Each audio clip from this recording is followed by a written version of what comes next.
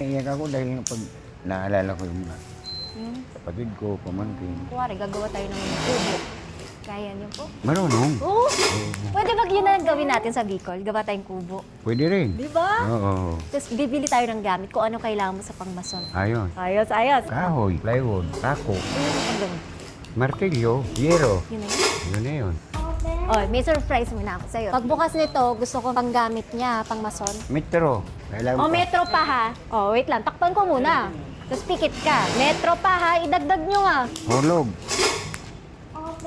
Sige, ano pa po? kutsara, Kutsara. saka lagari. Ready ka na makita yung lagari. Oo. 1, 2, 3, go.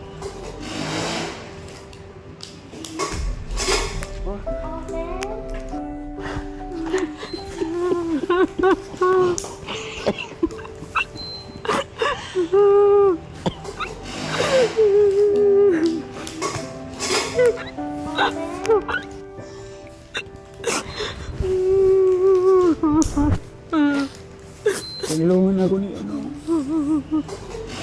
Diba na? Ako, pamangkin. Basta may gawin.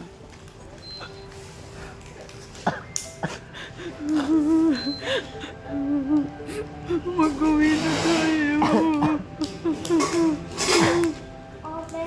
Kuya, mag-uwi na tayo. Mag-uwi na tayo, kuya. Teka, tinagkawa ko. Wala na si tatay. Ay, nawala si tatay. Wala ka doon.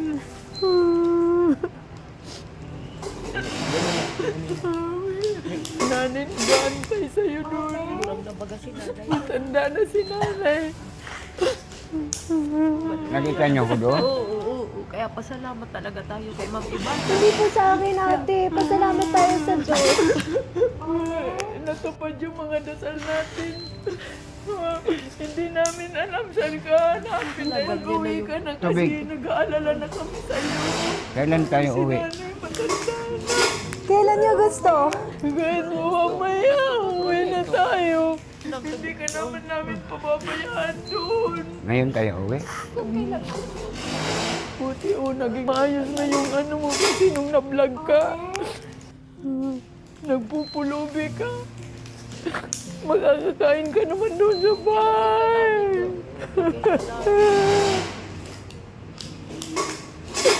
Nung makita namin yung video mo, grabe yung iyak namin dahil awang-awa kami sa'yo.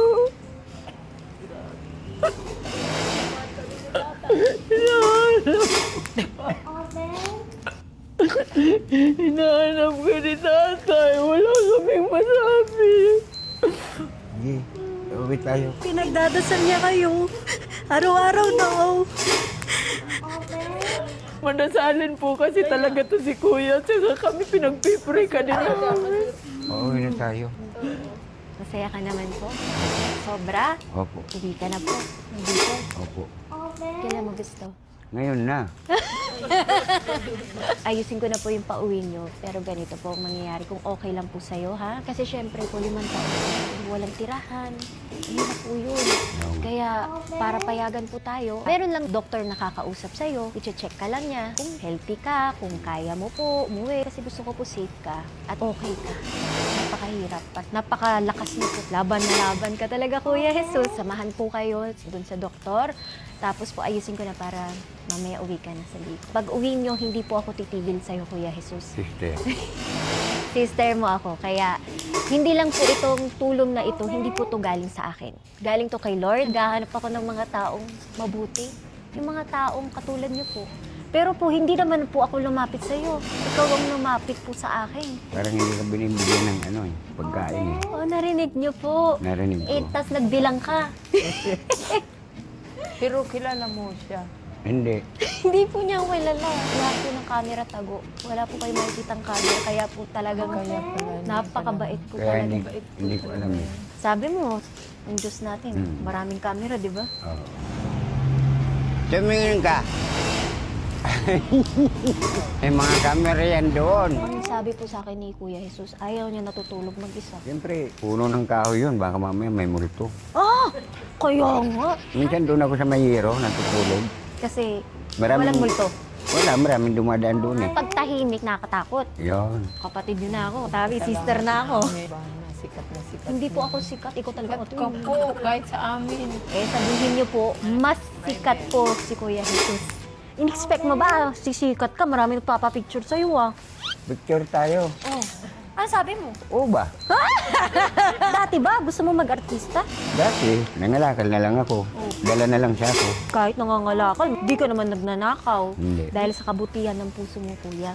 Ang dami nagpapapicture sa'yo, ang dami nagmamahal sa'yo. Anong gusto mong sabihin sa mga nagmamahal sa'yo? Sana, yung mga nagmamahal sa akin, ganon din ang gawin nila. Tumulong maano yung puso nila. Ano, akala mo doon ka na No. forever? Doon na lang. Mabuti nga na. Kita kita eh. Pag pinauwi kita mamaya, ako pupunta sa'yo. Oo. Antayin mo ako doon, ha?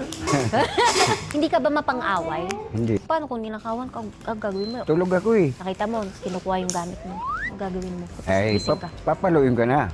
Ganon? Oo.